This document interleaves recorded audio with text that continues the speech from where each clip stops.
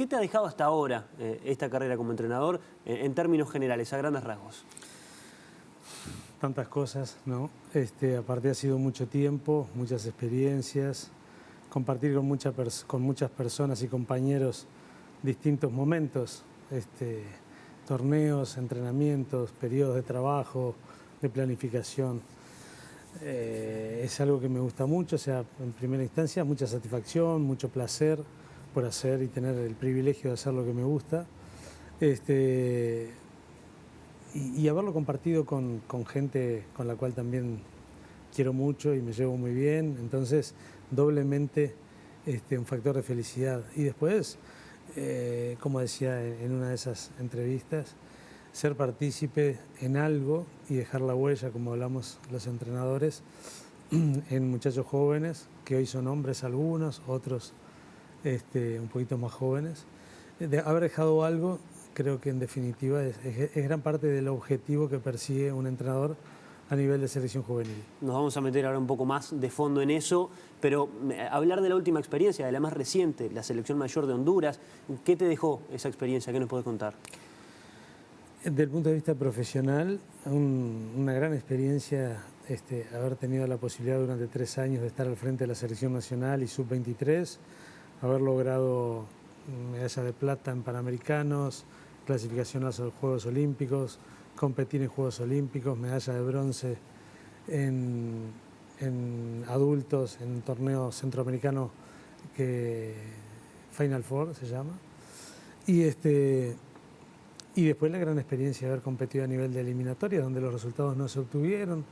Podríamos buscar factores que determinaron, y en eso está cuestionarnos y observar para mejorar para la próxima experiencia que haya. Pero realmente la tranquilidad también de parte nuestra, del equipo, de haberlo intentado, haber dejado todo. Como decimos nosotros, o como digo personalmente, el éxito es vaciarse un poco, ¿no? O sea, llenarse de contenidos para el momento que tengas que darlo todo, intentarlo, y a veces hemos obtenido los resultados y a veces no, pero la tranquilidad es permanente. ¿Cómo te llevas con ese vínculo o es la existencia de esas dos cuestiones que se dan en la vida en general y en el deporte en particular, del éxito y del fracaso? ¿En qué perspectiva tenés sobre esos dos valores que de repente son antagónicos, pero que bueno, seguro que tienen connotaciones similares de algún modo? Los entrenadores tenemos muy claro que eso tan considerado al momento de las evaluaciones de los deportistas de éxito y fracaso es algo muy efímero. Lo permanente es lo otro, la preparación, la planificación, la forma en cómo nos llenamos para el momento de la competencia, darlo todo. El éxito son momentos en los cuales diríamos que es gran parte de las cosas que perseguimos los que estamos en el deporte, porque en definitiva el deporte, una de las grandes consideraciones es la competencia, competir con la intención de lograr los resultados.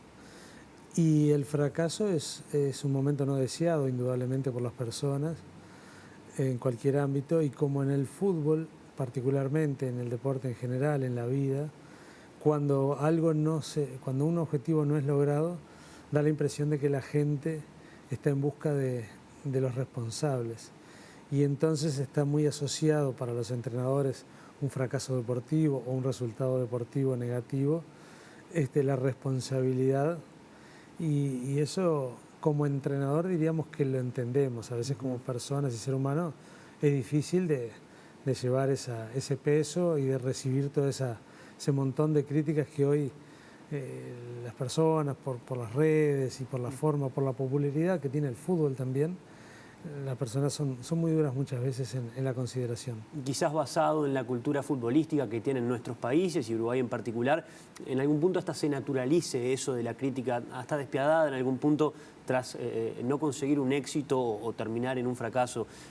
Más allá de que eso termine tornándose natural y que hay que convivir con eso y que está presente en los hechos, desde el lugar del entrenador, en algún punto se establece esa diferencia entre lo humano y lo profesional, en el sentido de, bueno, sí, es natural, esto es parte de nuestro trabajo, sucede, pero no está realmente bueno, no es algo positivo. Se hace ese discernimiento o en la dinámica de tener que asumir que es así, que hay que seguir, no hay momento para eso. Yo creo que es muy difícil hoy. El deporte y el fútbol ha ido en un desarrollo permanente. En algunos aspectos ha evolucionado, en otros no tanto. Yo creo que una de las consideraciones que más hoy tienen más fuerza es la consideración del profesional y el ser humano integral, ¿no? No disociar al futbolista o al entrenador de la persona. Por lo tanto, es muy difícil decir que para el profesional lo acepta y la persona le duele. Yo creo que es la misma sensación para todos, porque el profesional también estuvo en busca de la gloria o del resultado. Lógicamente que es parte de la convivencia o de esto que hemos elegido, saber que en la competencia, al momento del resultado deportivo, la euforia va a envolver al que ganó y también la desazón va a acompañar a aquel que no obtuvo el resultado. Lo que yo no sé si está muy bien es la acusación permanente, porque a veces carece de análisis, a veces carece de subjetividad. Como todo en la vida, las decisiones son muy emocionales de parte de las personas y en este aspecto, en el deporte, mucho más, pero no dicho por mí, sino que por grandes neurocientíficos, que en definitiva las decisiones tienen un gran componente o mayormente emocional. Y esto es emocional, el deporte, ¿no? El fútbol, la competencia, el juego para el hincha. Por lo tanto, su respuesta también y su consideración de qué es lo que pasó. Y te digo, y te repito, y es como parte de la cultura asociar o encontrar en alguien la responsabilidad como si hubiera que ser culpable de algo que antes del juego ya se sabe, que hay uno que va a ganar y hay otro que va a perder. Pero termina el partido y comienzan los análisis y las críticas. Yo creo que a veces son un poquito duras, despiadadas. Va mucho en base a la cultura, al nivel del análisis, al nivel de la persona que hace la consideración. Y lógicamente aquel que es el responsable o que es el blanco un poco de los disparos, se vuelve más humano porque dice no está bueno. La otra persona parece cada vez más profesional, porque no, yo soy profesional y digo lo que vi, pero viste una parte de la realidad. Porque nadie ve, hablando de fútbol puntualmente, el hincha o el periodista ve lo que pasó, no ve lo que no pasó, que es lo que sabe el entrenador. Entonces la consideración y la información y los elementos para cuestionar o para juzgar a veces, cosa que no está nada bien, son reales, pero no son todo lo que pasó. Y en la etapa formativa, seguro que por diferentes cuestiones emocionales que van más allá del fútbol, está en el momento que se está viviendo, el momento vital, digo, más allá del fútbol particularmente, de la etapa en el fútbol también. Y en las selecciones mayores, por ejemplo, en los equipos mayores, por la exposición, por los niveles de exposición, seguro que es complicado lidiar con eso, o seguro que hay que tener un montón de cosas en cuenta. ¿Cómo se lidia con eso, justamente? En juveniles por una cuestión, que también tienen exposición, sobre todo en sudamericanos, en mundiales juveniles, y en mayores más por eso de esa exposición que se da. Sí, yo creo que la exposición a nivel juvenil es un poco menor y más fugaz, claro, en el tiempo. Sí. Aparte, como te digo, se conoce menos, entonces se puede juzgar menos.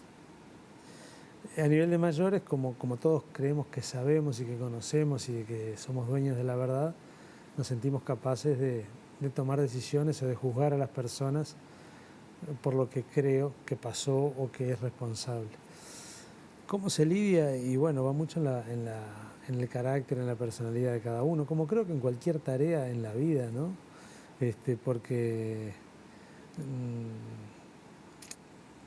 la dimensión de un resultado deportivo de repente es mayor por la exposición que tiene y por la popularidad que tiene el fútbol, pero también cualquier decisión que uno tome en su familia, en su trabajo, también está cargada de una responsabilidad importante. Lo que pasa que lo que pasó no se multiplica porque los comunicadores de repente ni lo saben o no interesa, porque eso interesa poco a la gente.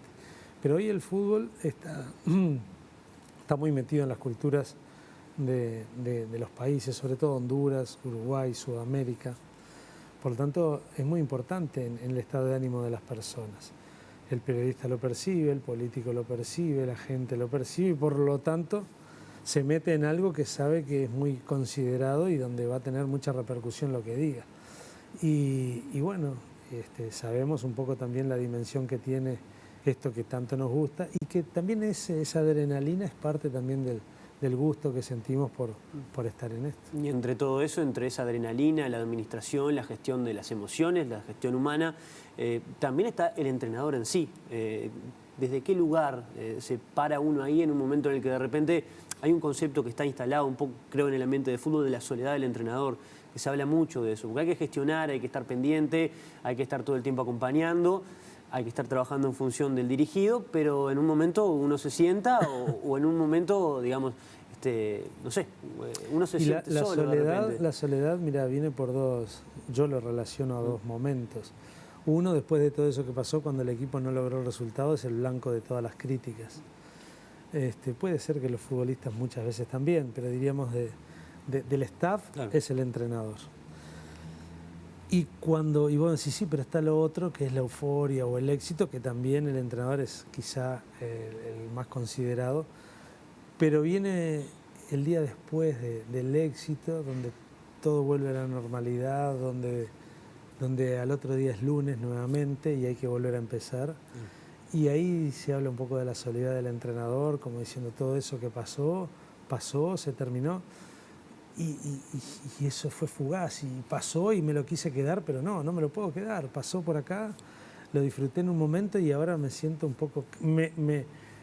creí que iba a ser para siempre y no, el éxito es algo pasajero, muy fugaz, muy efímero en la vida del deportista. Entonces se habla mucho la referencia de la soledad del entrenador a esos dos momentos. Te repito, eso va modelando también tu personalidad, tu perfil, tu carácter al momento de las decisiones. Y tengo muy claro yo que el entrenador es muy emocional, pero yo le doy mucho espacio también al conocimiento, a la lógica. Creo que todas las cosas tienen cierta lógica, por más que a veces decimos hay cosas que no se pueden explicar en el juego, por qué un resultado deportivo, por qué una acción. Está bien, pero en general tienen cierta lógica y suceden por algo. Entonces siempre se dice o decimos que ser entrenador es gestionar voluntades y entrenar decisiones. Y en ese equilibrio, según la edad, según el momento, en un club, en una selección, más tiempo, menos tiempo, a dónde hacer hincapié, es la búsqueda permanente de maximizar un poco esos dos aspectos que son las dos grandes tareas del entrenador. Recién hablábamos, Fabián, de eso de la soledad del entrenador, de todo lo que va sucediendo, de la acumulación de conocimiento, de experiencias. Y hay un proceso de aprendizaje en el futbolista, tanto en formativas, imagino, como también en menor escala a nivel mayor. Pero para el entrenador, ¿hasta dónde va ese proceso de aprendizaje o qué lugar tiene en el momento en el que ya hay que estar tomando decisiones, digamos, con muchas responsabilidades y con cierto nivel de experiencia? ¿Qué lugar hay para seguir aprendiendo? Yo creo que hasta el último día hay posibilidades de aprender y hay necesidad también de aprender. Lógicamente que a medida que pasa el tiempo y haber vivido situaciones, la posibilidad de aprendizaje se va achicando porque hay cosas que ya las hemos vivido y no resultan nuevas. Sobre todo cuando el entrenador va capitalizando cada experiencia que va teniendo y la vas incorporando. Pero yo creo que el aprendizaje es permanente, es hasta el último día y es una cualidad. Primero, saber, ser consciente de que debes seguir aprendiendo. Primero porque es así, porque aparte es bueno para el propio funcionamiento del ser humano, estar abierto al aprendizaje permanente, y después porque el fútbol va evolucionando con todo esto. Desde que la televisión entró en el fútbol tomó una dimensión enorme, diríamos que es de los eventos más populares del mundo. Hay partidos de fútbol que es capaz de acaparar la atención de millones de personas, de miles de millones de personas.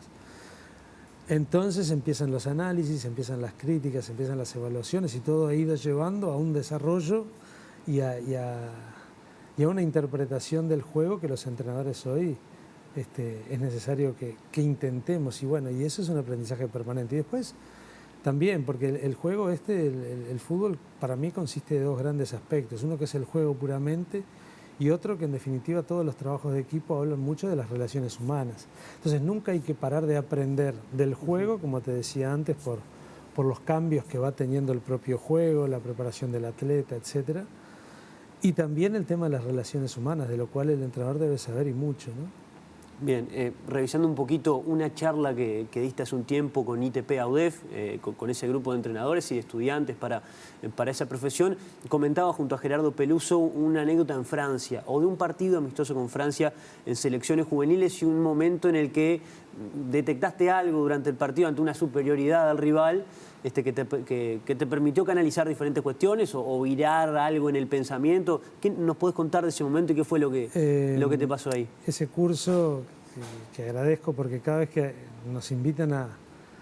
No os digo porque a los entrenadores, bueno, sí. Puntualmente por lo menos así lo siento yo, cada vez que me invitan a participar de una charla, a estar en un curso, primero es una lindísima responsabilidad, siempre quedas con la sensación de que hay que transmitir un poco más y después que nos obliga a nosotros a reordenar nuevamente un montón de conocimientos que están ahí, pero que ese tipo de experiencias nos sirve. Y eso era sobre el tema de los talentos, una materia que va cambiando, pero muy hablada, muy cuestionada en la capacitación de entrenadores, el desarrollo de talentos. Y yo hablaba, no sé en qué momento de la charla, de lo que fue un cambio importante para mí como entrenador cuando nos tocó ir a Francia, a Europa, a Francia exactamente. Val-de-Marne era el torneo y nos tocó jugar contra Francia, Portugal y Noruega. Y Francia puntualmente, la verdad que las diferencias entre un equipo y otro eran muy grandes. Era una gran generación de Francia, de grandes jugadores. Y entonces ahí aprendí, relacionándolo con la pregunta anterior del aprendizaje, que no siempre hay una relación de aprendizaje instructor o formador y aprendiz, sino que el aprendizaje es permanente y es a cada momento. Y yo le comentaba con mis compañeros, le digo, hay algo que le estamos cerrando porque hay una diferencia enorme entre un equipo y otro. Y bueno, ahí empezar a mirar los videos y bueno, por decir algo, donde vi en la posición de mediocampistas centrales cómo se movían, cómo recibían, cómo hacían de nexo entre defensa y ataque, que nosotros no lo considerábamos en la valoración del mediocampista. Entonces, claro, ya había una diferencia grande entre un equipo y otro. Uno jugaba emocional, al error del rival, a sobrevivir en el partido, y otro jugaba a provocar cosas. Y fue un punto de inflexión para mí como entrenador y dije, no, acá soy formador, soy entrenador de la selección, de futbolistas que están en pleno desarrollo, yo tengo que capacitarme en eso. Y bueno, y ha sido algo permanente, como de aprendizaje permanente que lo sigo y que bueno, ahora aprovechando este periodo de tiempo estoy horas así con entrenadores hablando, compartiendo, preguntando, derivando de un diálogo hacia algún lugar, que me parece que es un muy lindo momento y motivo de aprender y de crecer. Partiendo de esa experiencia y basándose en el conocimiento y en la evidencia también de todo lo que ha sido recabando durante todo este tiempo, ¿hay una idiosincrasia de jugador uruguayo hasta el día de hoy? Teniendo en cuenta eso también, todo este fenómeno de la globalización que en el fútbol se ha habido muy exageradamente, quiero decir notoriamente, puesto en evidencia, ¿hay una idiosincrasia teniendo en cuenta que hay mucha influencia de mucho entrenador a nivel internacional, de mucho equipo a nivel internacional, de mucho futbolista? Y Santiago, yo creo que es como en todas las actividades. La globalización ha abierto, en tu tarea también. Si antes no tenías acceso a ver periodismo o entrevistas o periodistas de otra parte del mundo que te aportaran cosas algunas y solamente te fijabas en 3 o 4 periodistas que vos podías ver acá en nuestro país, seguramente ibas a seguir el camino de esos 3 o 4 periodistas que iban marcando. Cuando se abre, mediante la globalización, la tecnología, acceder al mundo, vos empezaste a ver nuevas cosas y nuevos formatos de programa y entrevistas. Y en el fútbol es lo mismo. El futbolista seguía los pasos de su entrenador. El entrenador era lo que aprendía lo que le enseñaban.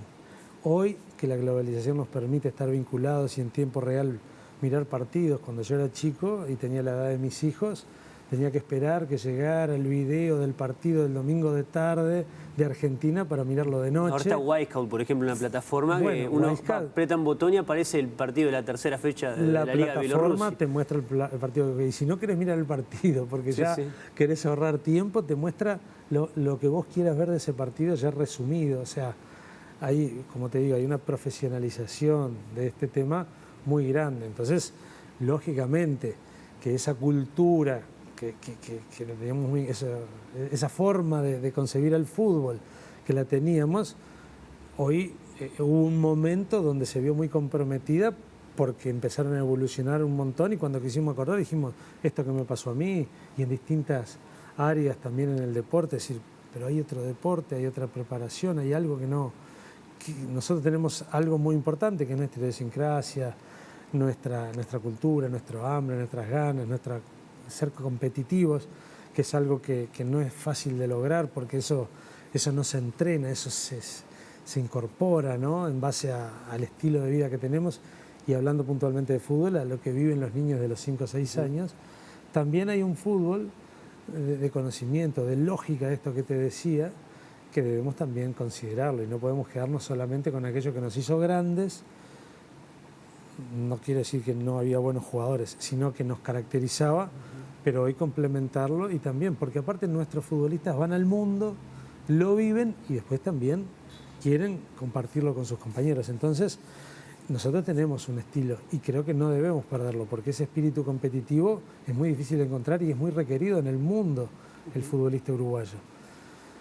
No quedarnos solo con eso, ni tampoco por ir detrás del modernismo, perder algo que a nosotros nos ha hecho grandes en medio de una lucha desigual, ¿no? Como es para un país tan pequeño como el nuestro competir con grandes potencias. Y hay mucho lugar común también en eso, de terminar hasta polarizando, de buscar permanentemente el desarrollo a través de las nuevas vías o de lo otro, ¿no? De instalarse en ese precepto de futbolista uruguayo. En los entrenadores, quiero decir, más allá del desarrollo sobre el futbolista en sí, ¿cómo ha influido todo esto, o en tu caso en particular, todo esto que estamos hablando, de la globalización, bueno, a la hora de ponerlo en práctica? ¿Qué tanto ha sido el cambio? Nosotros lo vemos de afuera y parece enorme, pero no sé a la hora de la puesta en práctica. Yo acepto que hay que mejorar, hay que crecer, hay que cambiar para que todo siga igual. Entonces leo mucho, pregunto, lo que te decía recién, hablo con entrenadores que han vivido otras experiencias, comparto la mía, estamos charlando y a veces nos juntamos y bueno, un par de horas ya estoy libre y de repente van 4 horas y seguimos hablando y te dan ganas de seguir. Entonces yo creo que personalmente tengo mucha cosa todavía por incorporar, mucha cosa por saber. Hay algunas que puedo incorporarlas, otras que de repente no van tanto con mi estilo o no estaría preparado para llevarlas adelante, porque esto tampoco es de copiar y pegar. Entre otras cosas porque el futbolista profesional percibe muy rápido las cualidades de su entrenador y creo que el entrenador, una de las grandes virtudes que debe tener el entrenador o el líder, es ser auténtico, ¿no? Y no estar queriendo transmitir algo que él vio que es muy bueno pero que no lo tiene incorporado. Lo mismo que queremos de los futbolistas. No que nos escuchen y lo traten de implementar en el partido, que lo incorporen, ¿tá? Que lo interpreten y lo asimilen y lo puedan... Porque en definitiva el fútbol es tomar decisiones y no hay nada que pueda reproducir lo que va a pasar en el juego. Intentamos hacer cosas que pueden llegar a parecerse, pero lo que va a pasar nadie lo puede reproducir anteriormente, porque eso es único. No hay 2 partidos iguales, no hay situaciones. Entonces, como te digo, hay que ir en busca de ese entrenamiento. Y aparte, el fútbol, el juego, diríamos que las reglas no han cambiado mucho. El arquero sería aquello que ha modificado más.